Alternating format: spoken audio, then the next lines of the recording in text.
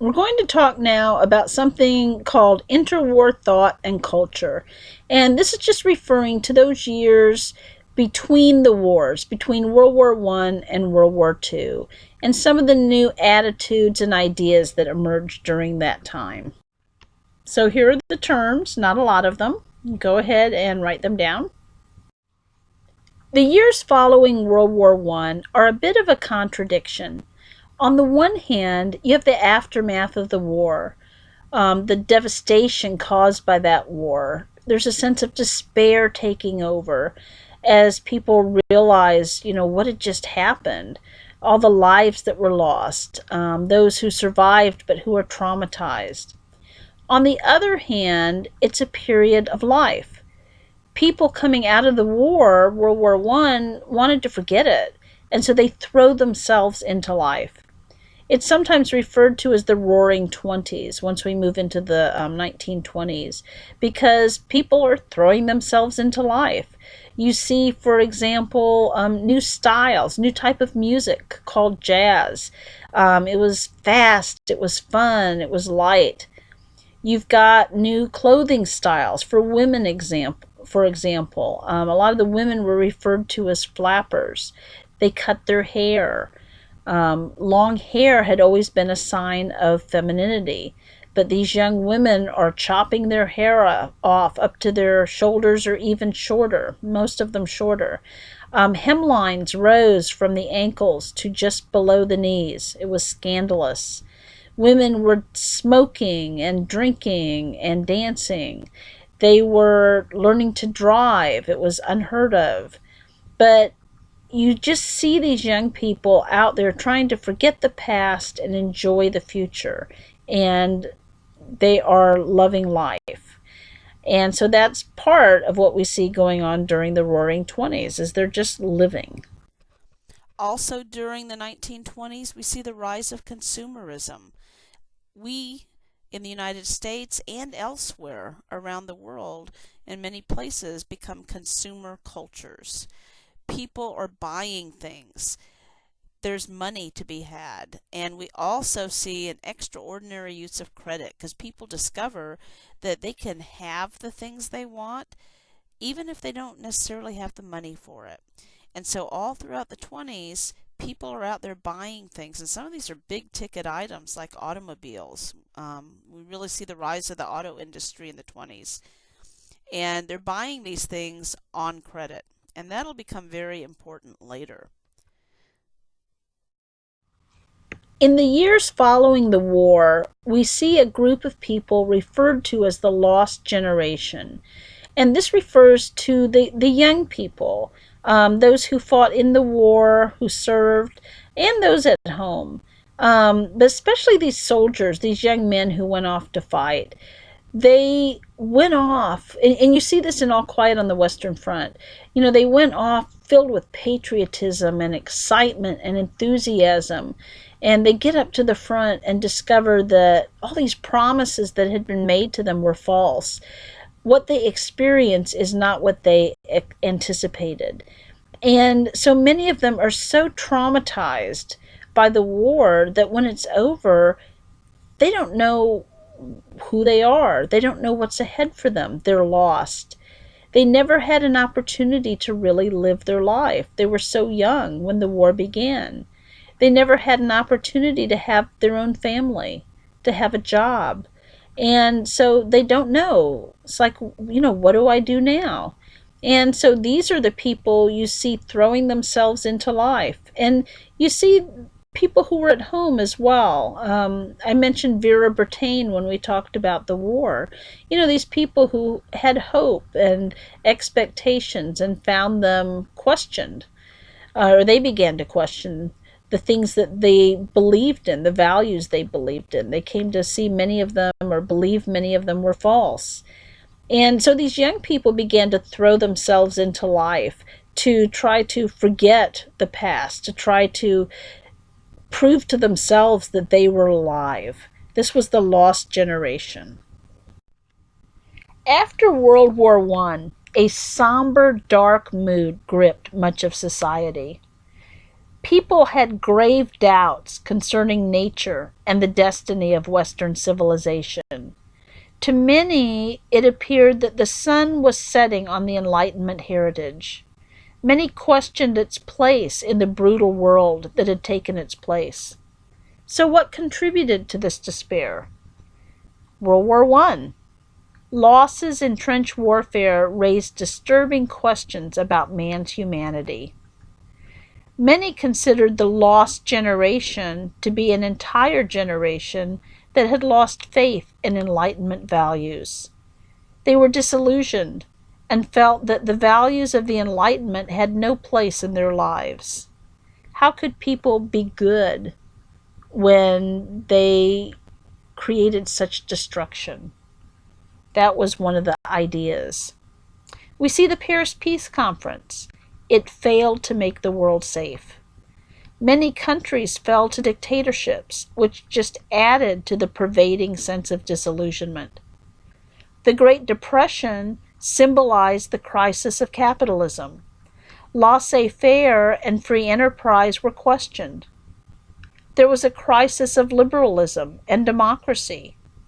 Political chaos and economic and other problems fed the anti-liberal, anti-democratic movements like fascism and Nazism. Most critics eventually saw fascism and Nazism for what they were, assaults on reason, freedom, and ethics, but they still played a huge part in what happens in the aftermath of the war. Some people even thought that they were a regression to primitive, barbaric modes of behavior. We also see the most important intellectual movement of the 20th century arising during this time. This was existentialism.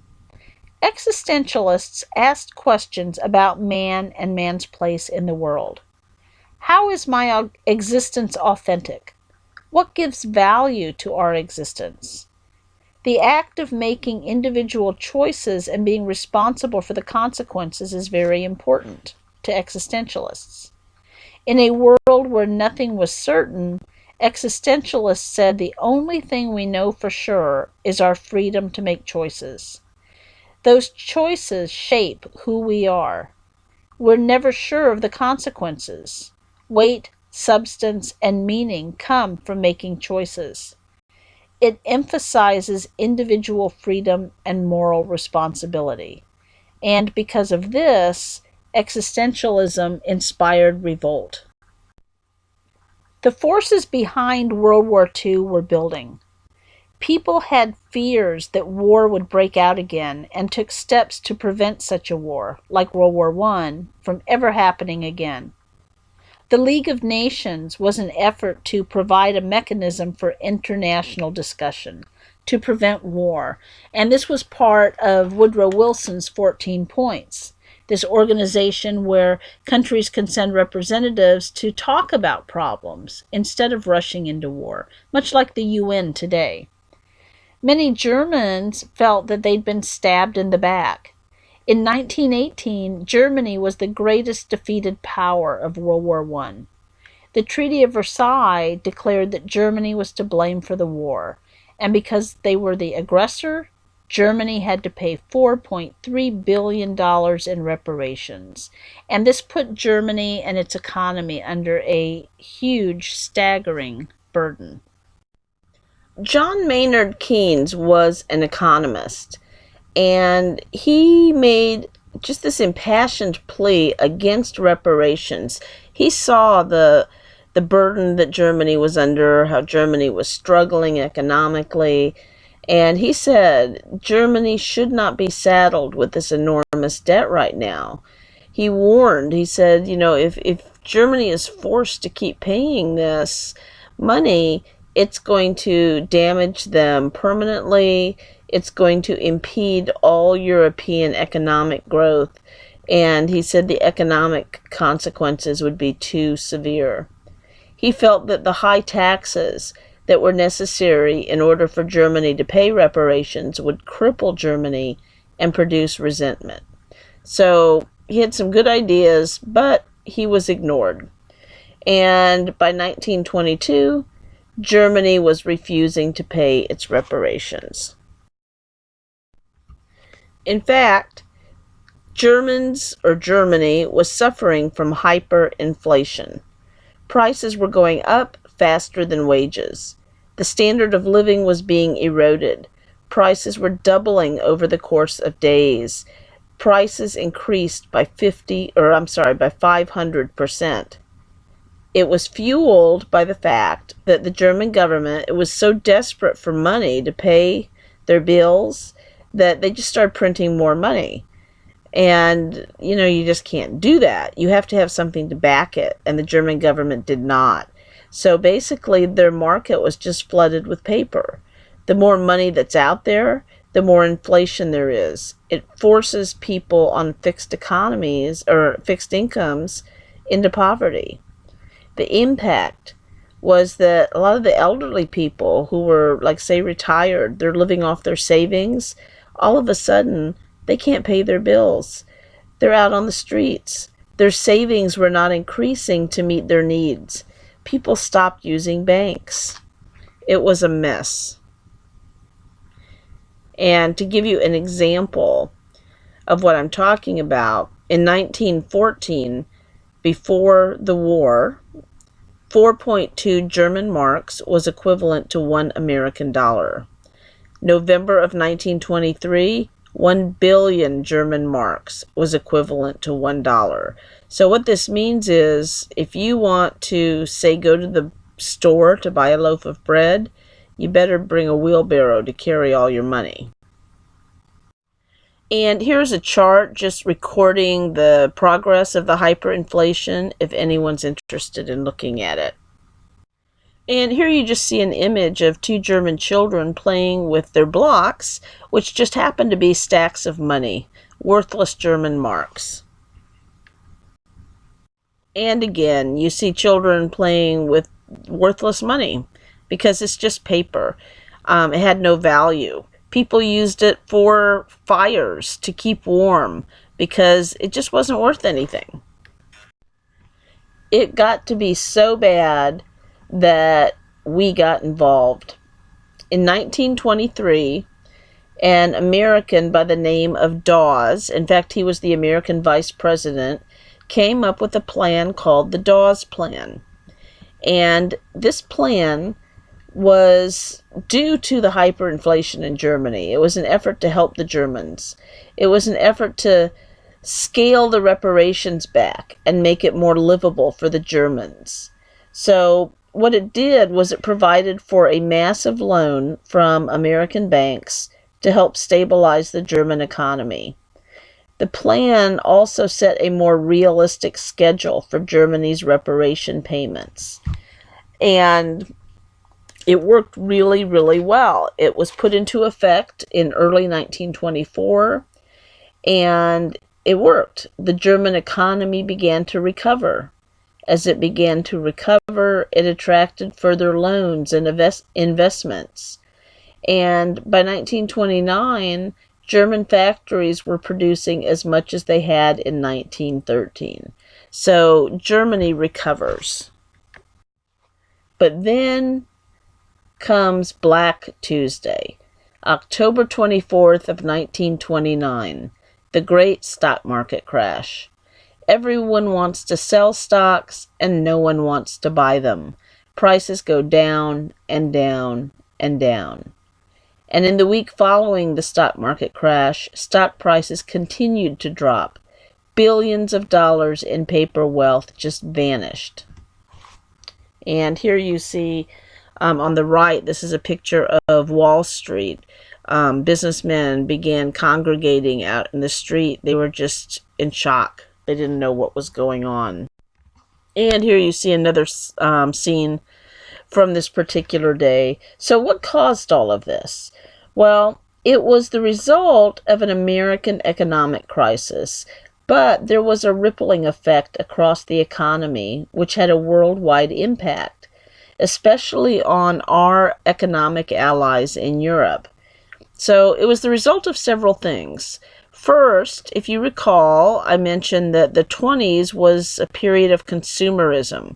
Everyone's out there buying stuff, and they're buying it on credit. Well, bills are due, payments are due. People can't pay their bills. This had a negative impact on banks. It had a horrible impact on banks. And our government also needs money. Following World War I, our government, made loans to the governments of countries over in Europe. If you recall, I mentioned that we became the largest banker in the world at that time. Well, most of these loans were short-term loans. And what that meant was that we could recall them at any time. So we need money, we recall these loans, and they're paid, but they suck the cash reserves dry in many of these countries. And so it resulted in widespread business and bank failures in Europe. Unemployment skyrocketed 30%. 1 in 3 of the industrial workforces were out of work. And it affected us as well. So Europe's affected because we do business with them. We take their money when we need the payment on the loans. So yeah, our government gets the money, but then because the Europeans are suffering, it impacts us because we do business with them. All of a sudden, they can't do business anymore. Businesses fail. And it just has this domino effect that reaches around the world. And a lot of the European governments were really conservative in pursuing policies to help the matter. They refused to act. And we get to 1931, 1932, the situation is worse.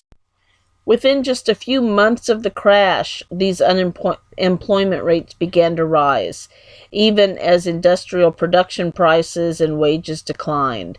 And this is the beginning of this long business slump known as the Great Depression.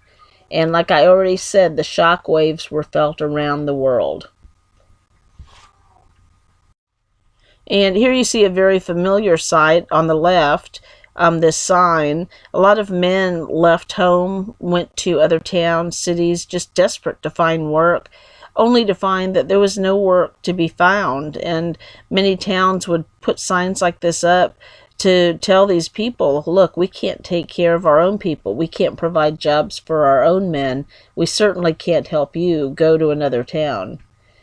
The Depression confronted democracies with a serious challenge to their economic and political systems. Each country had to meet the crisis in its own way. And the Great Depression is going to set the stage for a sense of crisis in Italy and Germany. And it's going to contribute to the rise of some new political parties, specifically fascism and Nazism.